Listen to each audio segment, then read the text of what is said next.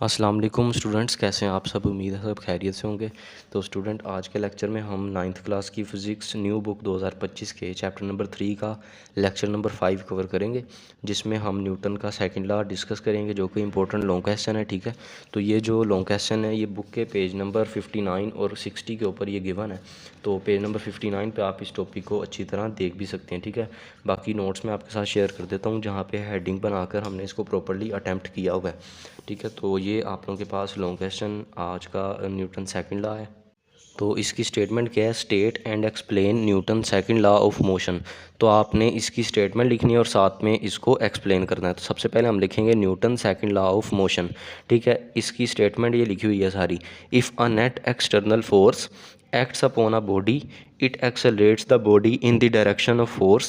The magnitude of acceleration is directly proportional to the magnitude of force and it is inversely proportional to the mass of body. ठीक है, तो basically magnitude क्या होता है। Magnitude का मतलब है न्यूमेरिकल वैल्यू और एक यूनिट। यानी कि अगर किसी चीज़ का आपने मैस मेजर किया, आपके पास आंसर आया 2 kg।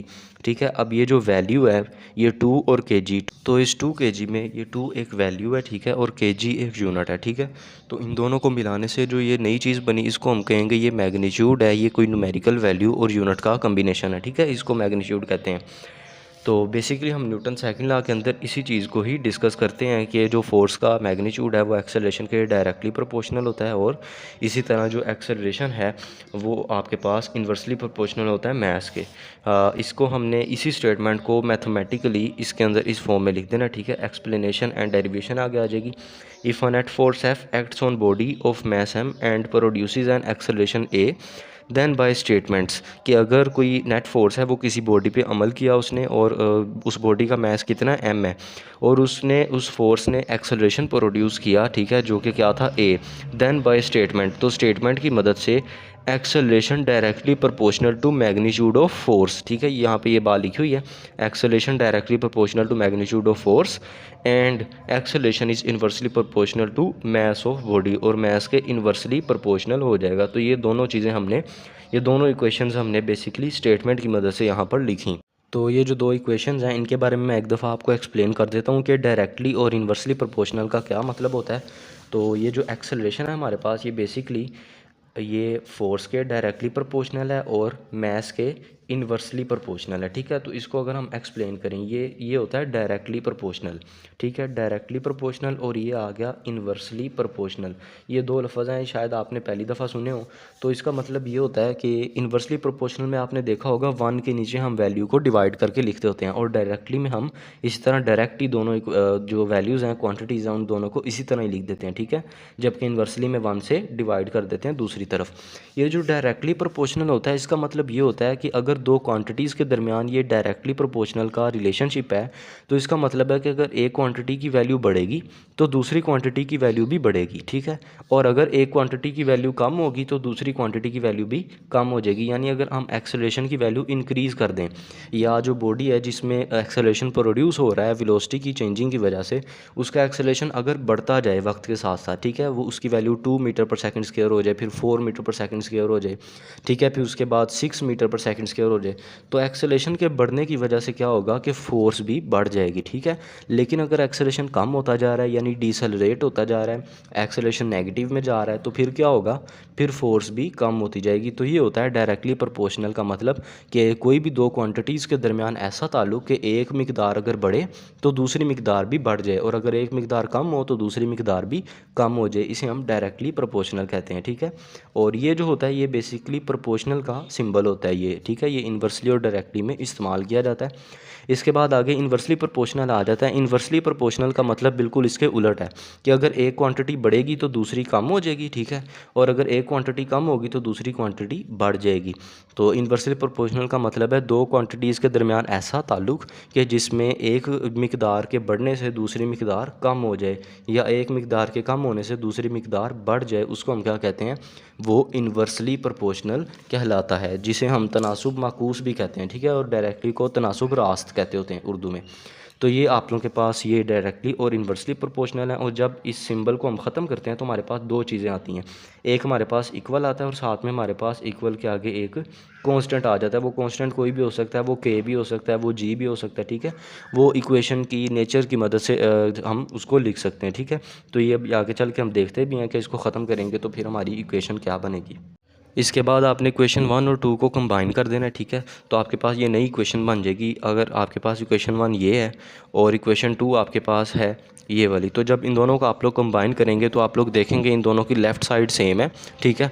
तो इसीलिए ए यहाँ पे लेफ़्ट साइड पे आ जाएगा और यहाँ पे ये सिंबल आ जाएगा प्रोपोर्शनल का, और जो एफ़ है ये 1 की जगह पे आ जाएगा और एम जो है वो एफ़ के नीचे आ जाएगा, जो कि ये शो कर रहा है कि एक्सेलरेशन एम के इन्वर्सली प्रोपोर्शनल है और एक्सेलरेशन एफ़ के डायरेक्टली प्रोपोर्शनल है। तो जब हम इस सिंबल को ख़त्म करते हैं, इस प्रोपोर्शनैलिटी के सिंबल को, तो हमारे पास एक इक्वल का साइन आता है और साथ में एक कांस्टेंट आ जाता है, ठीक है। तो इसको हमने ख़त्म किया, इक्वल है और साथ एक कांस्टेंट आ गया और एफ़ और एम इसी तरह साथ आ जाएंगे, ठीक है।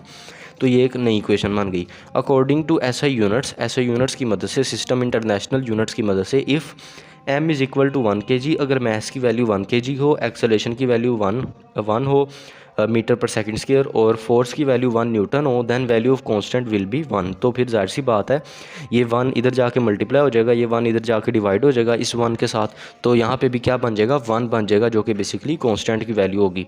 तो फिर क्या करेंगे, acceleration a is equal to, यहाँ कांस्टेंट की जगह हम 1 पुट कर देंगे, f ओवर m इसी तरह आ जाएगा और ये हमारे पास नई इक्वेशन बनी। जब 1 इससे मल्टीप्लाई होगा तो f ओवर m आ जाएगा, a is equal to f over m, ये इक्वेशन बन गई। इसके बाद आगे मज़ीद क्या होगा, इसके बाद आगे आपने देखना है m यहाँ पे डिवाइड हो रहा है तो a के साथ जाके क्या हो जाएगा, m मल्टीप्लाई हो जाएगा, ठीक है। तो हमारे पास फार्मूला बनेगा f is equal to M A. तो बेसिकली ये जो लास्ट पे इक्वेशन बनी, इस इक्वेशन को हम कहते हैं ये न्यूटन का सेकंड लॉ ऑफ मोशन है। This is Newton second law of motion, ठीक है। तो ये यहाँ तक आप लोगों की इसकी एक्सप्लेनेशन थी। इसके बाद आगे एक शॉर्ट क्वेश्चन भी है और इस लॉन्ग क्वेश्चन का हिस्सा भी है ये कि आपने यूजेस ऑफ सेकंड लॉ लिखना है। आपने Newton second law of motion की एप्लीकेशन लिखनी है कि ये कहाँ कहाँ अप्लाई होता है और इसका इस्तेमाल क्या है। तो पहला इस्तेमाल इसका देखें, by second law of motion f is equal to M A, we can calculate the amount of force required to produce certain amount of acceleration in a body of known mass. कि अगर कोई body है जिसका mess है वो कोई acceleration से चल रही है, ठीक है, तो उसके ऊपर अगर किसी फोर्स को अप्लाई करें, हम उस फोर्स की वैल्यू फाइंड कर सकते हैं किसकी मदद से, न्यूटन सेकंड लॉ की मदद से। जाहिर सी बात है ये formula f is equal to M A, तो इसमें अगर हम m और a की वैल्यू पुट करें तो हमारे पास फोर्स का आंसर आ जाएगा, ठीक है। तो सेकंड यूज़ है आपके पास कि it also tales that a force can change the velocity of body by producing the acceleration और डीसेलरेशन इन इट, ठीक है। तो ये हमें ये बताता है कि कोई भी फोर्स है वो किसी भी बॉडी की वेलोसिटी को चेंज कर सकती है, ठीक है, बाय प्रोड्यूसिंग एक्सेलरेशन और डीसेलरेशन इन इट। तो वो कैसे चेंज करेगी वेलोसिटी को, वो उस जिस्म की वेलोसिटी को एक्सेलरेशन प्रोड्यूस करके चेंज करेगी, ठीक है। और एक्सेलरेशन का बेसिकली मतलब होता भी यही है कि change of velocity per unit time. तो डीसेलरेशन क्या होता है, डीसेलरेशन नेगेटिव एक्सेलरेशन को कहते हैं। इसके बाद आगे आपने लास्ट हेडिंग लिखनी है यूनिट ऑफ फोर्स। ऐसे unit of force is Newton. It is defined as 1 Newton is the force which produces acceleration of 1 meter per second square in a body of mass 1 kg, ठीक है। तो ये 1 Newton की definition और force का unit क्या होता है, न्यूटन होता है। और फोर्स आपके पास एक ड्राइव्ड क्वांटिटी है, तो इसको हम मैथमेटिकली लिख सकते हैं न्यूटन को f is equal to M A, ये फार्मूला है, f की जगह आप न्यूटन लिख दें, ठीक है। m का यूनिट क्या होता है, किलोग्राम, तो m की जगह हमने kg लिख दिया और एक्सेलरेशन का यूनिट क्या है, मीटर पर सेकंड स्क्वायर। तो बेसिकली 1 न्यूटन किसके बराबर होता है, 1 किलोग्राम मीटर पर सेकंड स्क्वायर। तो ये न्यूटन का सेकंड लॉ था, आसान सा लॉ है, ठीक है। आपने बस डेरिवेशन को अच्छे से समझना है, इस लॉ की स्टेटमेंट को अच्छे से याद रखना है, ये शॉर्ट क्वेश्चन के लिए भी इंपॉर्टेंट होता है। तो मुझे उम्मीद है आज का लेक्चर आपको समझ आया होगा। अगर आपको वीडियो अच्छी लगी इसको लाइक करें, अपने फ्रेंड्स के साथ शेयर करें और हमारे चैनल को सब्सक्राइब करें। मिलते हैं आपसे कल अगले लेक्चर में, तब तक के लिए अपना ख्याल रखिएगा। अल्लाह हाफिज़।